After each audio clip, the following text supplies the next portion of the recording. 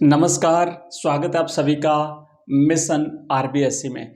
अगर आप 12वीं क्लास के स्टूडेंट हैं और 13 फरवरी का एग्ज़ाम है, उसमें अगर आप पोइट्री सेक्शन को लेकर के परेशान हैं तो बिल्कुल चिंता करने की आवश्यकता नहीं है, क्योंकि मैं ये पूरी एक सीरीज़ ला रहा हूँ। अपनी 5 जो पोइम्स हैं, उन 5 पोइम्स को कंप्लीट कवर करने वाले हैं। चाहे उसका सेंट्रल आइडिया एग्जाम में पूछा जाए प्रत्येक पोइम का, चाहे किसी पोइम की थीम पूछी जाए, क्योंकि बहुत सारे बच्चों को कन्फ्यूजन रहता है कि सर थीम और सेंट्रल आइडिया में क्या डिफरेंस है। मैं बिल्कुल कंप्लीट आपको यहाँ पे एक्सप्लेन करने वाला हूँ। और 2 प्रश्न आपके पूछे जाएंगे, एक बड़ा प्रश्न, 3 प्रश्न आएंगे टोटल, और 2 छोटे प्रश्न पूछे जाएंगे।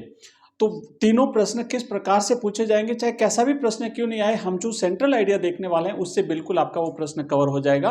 और इसके अलावा प्रत्येक पोइम से हम 4-4 प्रश्नों का अभ्यास करेंगे। प्रत्येक पोइम से 4 प्रश्न लेने वाले हैं, जो बिल्कुल मॉडल आपके आंसर उसके मैं आपको बताऊंगा। कैसा भी प्रश्न आता है तो वो आंसर आपका काम आ जाएगा। आइए शुरू करते हैं। सबसे पहले हम यहाँ पे देखते हैं कि एक्चुअली सेंट्रल आइडिया और थीम में अंतर क्या है। तो पहले तो आपको ये ध्यान देना है कि हमारे जो पोइम है उसमें हो सकता है कि आपको थीम पूछ ली जाए, और हो सकता है कि आपको सेंट्रल आइडिया पूछा जाए कि भाई उस पोइम का सेंट्रल आइडिया क्या है, उसकी थीम क्या है। तो ध्यान देना, थीम जो होती है ना, वो किसी भी कविता का विषय होता है, मुद्दा होता है, सब्जेक्ट किस विषय पर लिखी गई है। और जो सेंट्रल आइडिया होता है वो उस पूरी कविता की समरी होती है। संक्षिप्त में समझिए, अगर थीम है ना तो किस विषय पर लिखी गई है, उसकी थीम क्या है, उसका विषय क्या है, उसका टॉपिक क्या है। और सेंट्रल आइडिया होता है उसका पूरा सारांश क्या है उस कविता का। ठीक है, तो ये आपको 2 बातें ध्यान रखनी है।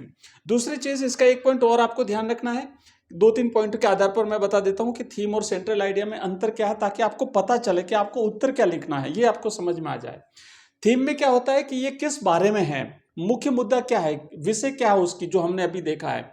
और जो सेंट्रल आइडिया होता है वो उसका संदेश होता है, क्योंकि उसका सारांश क्या है, वो कोई ना कोई हमें संदेश देती है। साथ ही साथ इसके अलावा यहाँ पर एक चीज और भी कर सकते हैं आप, थोड़ा सा वेट करिए। हाँ, कि जो सेंटर लंबाई इसकी ध्यान दो, जो थीम होती है ना वो मुश्किल से कम 2 से 3 शब्दों की होती है, लेकिन जो सेंट्रल आइडिया है क्योंकि उसकी समरी है तो वो थोड़ा सा 2 से 3 लाइनों का हो सकता है, थोड़ा बड़ा हो सकता है।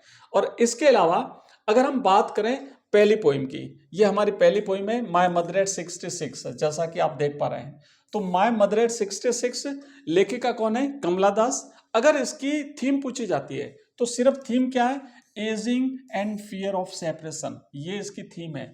बढ़ती उम्र, एजिंग का मतलब होता है बढ़ती उम्र, और माँ का पुत्री से जो अलग होने का जो भाव था। लेखिका जब अपनी माँ के साथ कोचीन एयरपोर्ट गई थी तो वहां से फिर वो अपनी माँ से बिछुड़ना था, तो अलग होने का जो डर था उसके बारे में बस ये है। तो थीम तो क्या हो गई, थीम अगर पूछा जाता है तो बस इतना सा याद कर लो आप, ageing and fear of separation. लेकिन अगर मान लो सेंट्रल आइडिया पूछा जाता है, अगर उसका पूरा सारांश पूछा जाता है, अगर उसका मुख्य संदेश पूछा जाता है अगर आपसे, तो फिर आपको ये लिखना है। बिल्कुल मैं शानदार तरीके से समझा रहा हूँ, चिंता मत करिए। और कई बार अगर कोई प्रश्न आपको नहीं आता, मान लीजिए पोइम से कोई प्रश्न पूछा आपको, है ना, माय मदर एट 66, अब आपको नहीं आता, तो ये अगर आपने याद कर लिया तो 100% आप समझो आपका प्रश्न हो जाएगा राइट। आंसर लिख देना, इसमें से जितना याद रहता उतना लिख देना, तो आपका आंसर राइट हो जाएगा। अब हम बात करते हैं इसके सेंट्रल आइडिया की। तो सेंट्रल आइडिया क्या है कि the poem captures the poet's realisation.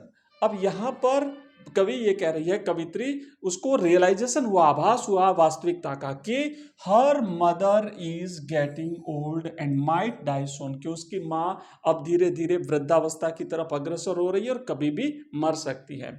It highlights the complex emotion of a daughter. इससे क्या होता है, ये एक पुत्री के जो भाव है उन भावों को व्यक्त करता है। कौन से भाव, दर्द, fear and the helplessness of losing a parent, और अपने अपने पेरेंट को खोने का जो डर है वो उसके हृदय में, लेखिका के हृदय में साफ झलकता है। The sprinting trees symbolizes fleeting time while the late winter's moon symbolizes decay। यहाँ पे बहुत सारे बिंबों का प्रयोग किया है, जैसे हम बिंब कहते हैं हिंदी में, तो कुछ बिंबों का एक बिंब आया है यहाँ पर, स्प्रिंटिंग ट्रीज, भागते हुए पेड़। लेखिका जब अपनी माँ को देख करके दुखी है तो वो खिड़की से बाहर झांकती है तो दौड़ते हुए पेड़ दिखाई देते हैं लेखिका को। तो ये दौड़ते हुए पेड़ किस बात का सिंबलाइज है, किस बात का प्रतीक है, ये फ्लीटिंग टाइम यानी भागते हुए समय का, समय कितना तेज गति से व्यतीत हो रहा है उस बात का। और एक यहाँ पर और उदाहरण दिया है, लेट विंटर्स मून। तो लेट विंटर्स मून जो है वो क्षय का प्रतीक है, यानी कि यूँ कह सकते हैं क्षणिकता या नश्वरता का प्रतीक है। नश्वरता हम इसे कह सकते हैं। तो अब आप देखो ये सेंट्रल आइडिया क्या है। पहली बात तो सेंट्रल आइडिया में अगर पूछा जाता है तो ध्यान रखना है कि बढ़ती उम्र से लेखिका अपनी माँ की बढ़ती उम्र से परेशान है, और साथ ही साथ उसे दर्द हो रहा है, भय हो रहा है कि कहीं उसकी माँ खो नहीं जाए, कहीं उसकी माँ की जल्दी मृत्यु नहीं हो जाए। और इसमें आप दो ये उदाहरण दे सकते हो, बच्चों वाला उदाहरण भी अगर आप चाहो तो दे सकते हो, है ना। बच्चे घरों से दौड़ते हुए बाहर आ रहे थे, वो उदाहरण भी आप दे सकते हो। तो आप इसको थोड़ा सा नोट कर लो, स्क्रीनशॉट चाहो तो ले लो, और इस तरीके से आप इसका आंसर दे सकते हो। अब मैं आपको छोटे छोटे 4 प्रश्न करवा देता हूँ। अगर वो प्रश्न इस पोइम से माय मदर एट 66 से अगर कोई प्रश्न आता है तो वो इससे बाहर नहीं जाएगा। अगर जाता है तो सेंट्रल आइडिया आपके पास है, मॉडल आंसर के रूप में वो आपको लिख देना है। अब देखो ध्यान देना, यहाँ पे प्रश्न क्या है कि why has the mother been compare to the late winter's moon. अब पूछा जाता है कि माँ की तुलना या माँ के चेहरे की तुलना लेट विंटर्स मून से क्यों की है। तो क्या आंसर लिखोगे? Because she looks pale, ash coloured and lacks brightness just like the lazy moon in winter. उसकी माँ की तुलना इसलिए की है क्योंकि उसकी माँ का चेहरा पीला पड़ा हुआ है। बिल्कुल, आप ये ना इन कीवर्ड्स को पकड़ लो, इन शब्दों को पकड़ लो। Because she looks like pale, पेल मैंने चेहरा पीला पड़ा हुआ, थका। एज कलर्ड, ओके, राख के समान।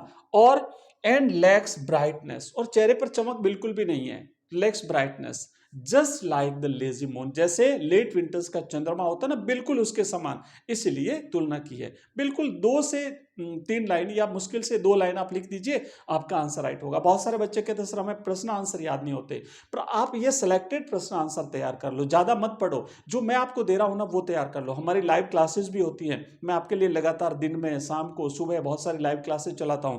अगर आपको नोटिफिकेशन नहीं आता तो भी क्लास को आप चैनल को सब्सक्राइब करके ऑल नोटिफिकेशन बेल को प्रेस कर दो, इस वीडियो को लाइक कर दो। जितना ज्यादा लाइक करोगे उतने मैं आपके लिए ज्यादा क्लासेस ले आऊंगा। हर सब्जेक्ट हम यहाँ पे Hindi, history, geography, political science, सारे सब्जेक्ट्स कवर करते हैं। चलिए आगे बढ़ते हैं। नेक्स्ट दूसरा प्रश्न देखते हैं। दूसरा प्रश्न क्या है हमारा? दूसरा प्रश्न है कि what is the familiar act the poet feels. वो परिचित दर्द क्या है जो लेखिका महसूस करती है। तो क्या है? It is the childhood fear of losing her mother और बीइंग सेपरेटेड फ्रॉम हर। वही बचकाना भय कि कहीं मेरी माँ को मैं खो नहीं दूं, कहीं मेरी माँ मर नहीं जाए, बस ये भय है। बिल्कुल सिंपल सा है ना, ज्यादा चिंता नहीं करनी, ज्यादा जटिल शब्दों का नहीं, बिल्कुल कम से कम शब्दों में। It is the childhood fear, इतना भी अगर आप लिख देते हो ना तब भी आपका आंसर राइट होगा। अगर आपको ज्यादा नहीं आता तो आप इतना तो लिख सकते हो ना कि भाई वो फैमिलियर एक्ट कौन सा है, तो it is the childhood fear. और अगर पूरा लिखो कि इस बात का भय, ऑफ लूजिंग हर मदर, अपनी मां को खोने का भय, तो इतना भी लिख सकते हो। नेक्स्ट एक और प्रश्न देखो। अगला क्वेश्चन हमारा क्या कहता है कि why are the young trees described as sprinting.